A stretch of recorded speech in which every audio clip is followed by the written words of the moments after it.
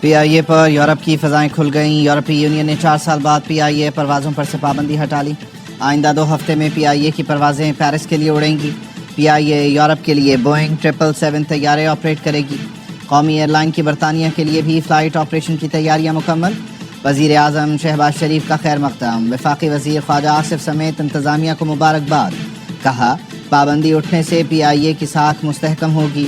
Europe میں رہنے والے پاکستانیوں کے لیے ہوائی سفر میں آسانی پیدا ہوگی. وزیر دفاع خواجہ آصف نے کہا پابندی اٹھنے سے پی آئی اے کی نجکاری میں آسانی ہوگی.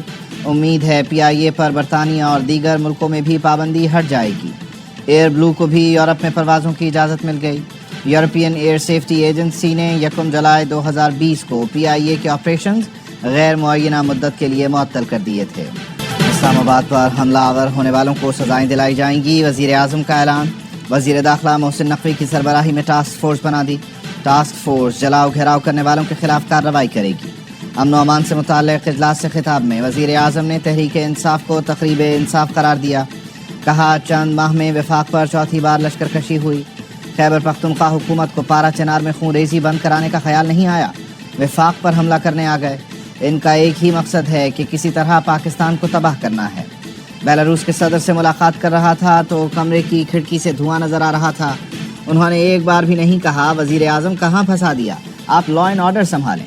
دوست ملک پاکستان میں سرمایہ کاری کرنا چاہتے ہیں. آرمی چیف اور ان کی ٹیم سب نے مل کر کاوش کی. اجلاس میں آرمی چیف عاصم منیر نے دعا کرائی.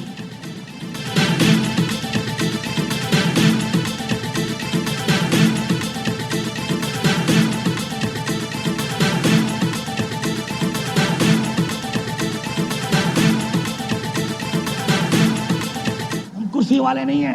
تم ہمیں ڈرا لو گے کہ تم گورنر راج لگا دو گے تو ہم تمہاری بات نہیں کریں گے. لگاؤ گورنر راج. میں تمہیں چیلنج کرتا ہوں فلور آف دا ہاؤس کہ تمہارے بات میں جرأت ہے, لگاؤ گورنر راج. تم ہمت ہے تو گورنر راج لگاؤ. دیکھتے ہیں صوبے میں کیسے رہو گے.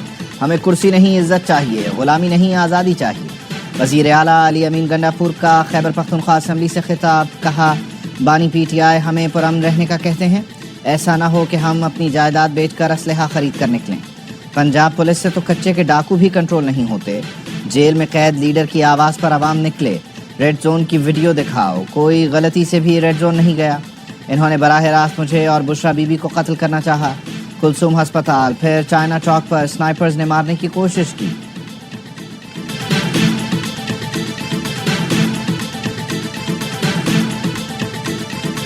جب سے احتجاج سے واپس آئی ہیں بشرا بی بی, وہ اس ٹائم کسی سے نہ ان کی ملاقات ہوئی ہے, نہ انہوں نے کوئی پولیٹیکل کمیٹی کی میٹنگ کی صدارت کی ہے, نہ اس کو جوائن کیا ہوا ہے. یہ جتنی بھی باتیں چل رہی ہیں افواہیں ہیں, ان کی ابھی تک کسی سے بھی کوئی ملاقات نہیں ہوئی. بشرا بی بی احتجاج سے واپس آ کر کسی میٹنگ میں نہیں گئیں. ترجمان بشرا بی بی مشال یوسفزئی نے کہا مریم وٹو اپنی بہن کے ساتھ نہیں, میں گراؤنڈ پر ہوں اس لیے درست کہہ رہی ہوں.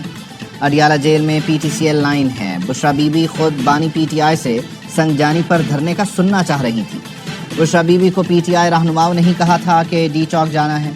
بشرا بی بی کی گاڑی کی ونڈ سکرین پر کیمیکل پھینکا گیا, کچھ نظر نہیں آیا. کہا گیا کہ گاڑی تبدیل کر کے دھرنے والی جگہ پر چلتے ہیں, لیکن مانسہرہ لے گئے. وزیر اعلیٰ علی امین گنڈاپور نے مشال یوسفزئی کو معاون خصوصی کے عہدے سے ہٹا دیا. نوٹیفیکیشن جاری.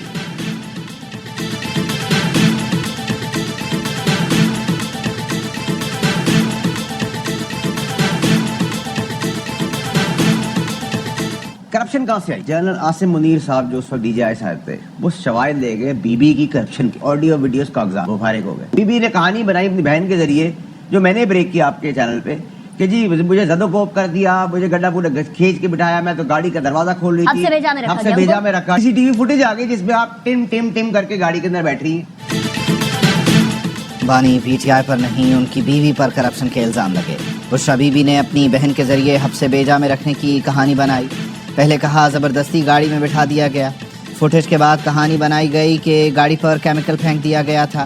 کہا گیا کہ بشرا بی بی کو زبردستی گاڑی میں بٹھایا گیا, لیکن فوٹیج سامنے آ گئی. بانی کی بہنیں بھی بشرا بی بی سے متعلق بول رہی ہیں, وہ تو غلط نہیں ہو سکتی. سینیٹر فیصل وابڈا کی پروگرام اعتراض ہے میں گفتگو. کہا اس وقت بانی پی ٹی آئی کی زندگی کو خطرہ ہے اور یہ سیاست کر رہے ہیں. گورنر راج لگائیں گے تو پی ٹی آئی سیاسی شہید بن جائے گی. तहरीक इंसाफ पर पाबंदी लगती नजर आ रही है। फवाद चौधरी और मेरे जैसे लोग पार्टी में होते तो सूरत हाल मुख्तलिफ होती।